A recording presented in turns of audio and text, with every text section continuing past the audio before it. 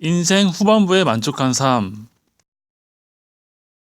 오래전 노인복지시설에 봉사차 방문했을 때 난리가 났던 기억이 있다. 비닐봉지 등 쓰레기를 자신의 보물이라고 잔뜩 모아놓고 그것의 일부가 없어졌다고 내놓으라고 악을 쓰던 어르신이 생각난다. 지금이야 개인정보보호 등의 이유로 제3자가 개인의 신상을 알 수 없지만 그때만 해도 개인정보보호법이 제정되기 전의 일이니 그의 과거를 세세히 전해 들을 수 있었다. 요양보호기관의 원장에 따르면 그는 가난한 젊은 시절의 고생을 이겨내고 인생 후반부 제법 부유하게 살았다. 노후의 재산을 자식에게 모두 물려준 후 자식으로부터 구박을 받은 것이 정신질환으로 발전했단다. 그런데 이런 사례를 오늘날에도 심심치 않게 목격할 수 있다. 조금 지나친 예지만 자신만 잘 살겠다고 악을 쓰던 사람의 인생 후반부에 비슷하게 나타나는 현상이다. 소유적 삶과 실존적 삶이 생각난다. 소유적 인간은 자기가 가진 것에 의존하는 반면 존재적 인간은 무엇을 소유하려 탐하지 않으면서 존재 자체를 기뻐하면서 사랑하는 마음으로 최선을 다해 하루하루를 살아가는 그런 실존 양식이다. 에리히 프롬의 말이다. 에리히 프롬은 인간의 실존 양식을 소유적 실존 양식과 존재적 실존 양식으로 나눴다. 그리고 소유적 실존 양식의 인간은 더 많이 가져야 행복해 하는데 그 욕심이 끝이 없으므로 결코 행복할 수 없다고 강조했다. 실제로 우리 주위를 보면 가지면 가질수록 만족하지 못하고 더욱 가지려고 투쟁적인 삶을 사는 사람이 많다.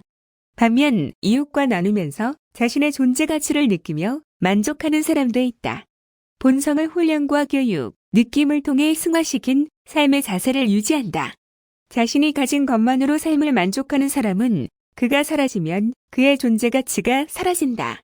반면 자신의 존재 가치를 사회적 필요라는 측면에서 지켜나가는 사람은 소유가 사라지더라도 존재를 건강하게 유지해 나간다. 더 벌어야 합니다. 자식들에게 더 물려주려면요. 인생 후반부, 이제는 직장에 얽매여 스트레스 받지 말고 자신이 좋아하는 일, 보람찬 일을 찾아보라고 권하는 내게 직장 후배가 한 대답이다. 내가 알기로 그는 지방의 재력가 집안 맏아들로 상당한 재산을 물려받았고 국내 최고의 기업에서 부사장까지 오른 인물이다. 그럼 그가 그런 대답을 하는데 아연실색하지 않을 수 없었다. 소유적 삶의 대표격이다. 반면에 또 한 사람이 있다. 80대 중반의 그는 오랜 기간 서울시에서 고위공직자로 근무하다가 은퇴했다. 강남의 땅을 제법 많이 보유하고 있다가 처분에 상당한 부를 이뤘다.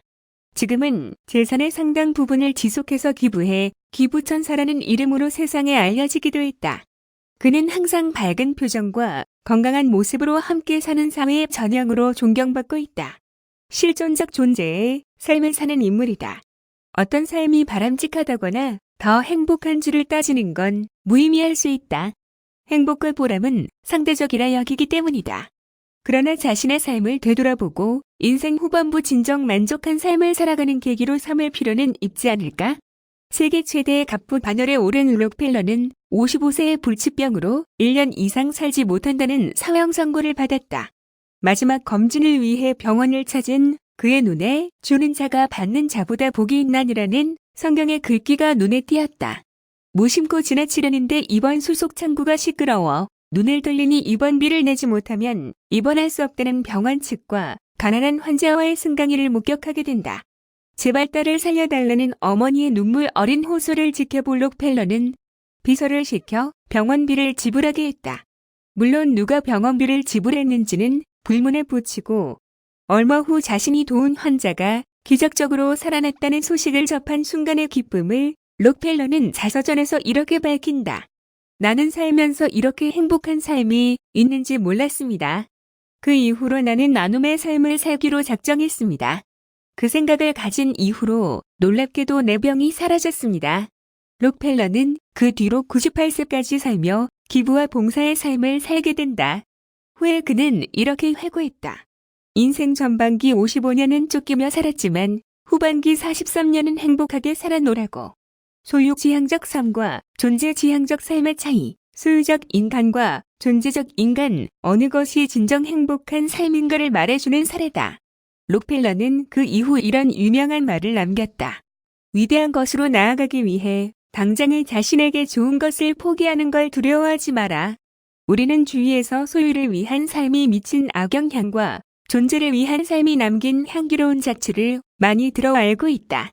그럼에도 불구하고 왜 인간은 자신만의 부와 명예, 지위를 위해 소유의 삶을 꼬집할까? 부를 차지하면 권력이 가까워지고 권력을 잡으면 부를 이어갈 수 있으니 그렇게 사는 것이 현명한 것이고 이를 자손 대대로 물려주면 성공한 삶이라는 생각 모두 그 착각에 빠진 것이다. 소유적 삶을 살 것인가, 존재적 삶을 살 것인가 중 존재적 삶을 강조하는 건 에리히 프롬의 생각에 지나지 않을지도 모르겠다. 그러나 하워드 가드너의 표현대로 가난한 사람은 적게 가진 사람이 아니라 더 가지려고 하는 사람이다라는 말은 이해할 수 있겠다. 또 한 가지, 빨리 가려면 홀로 가고 멀리 가려면 함께 가라라는 마사이 속담에 고개가 끄덕여진다. 도움이 되셨다면 구독과 좋아요 부탁드립니다. 시청해주셔서 감사합니다.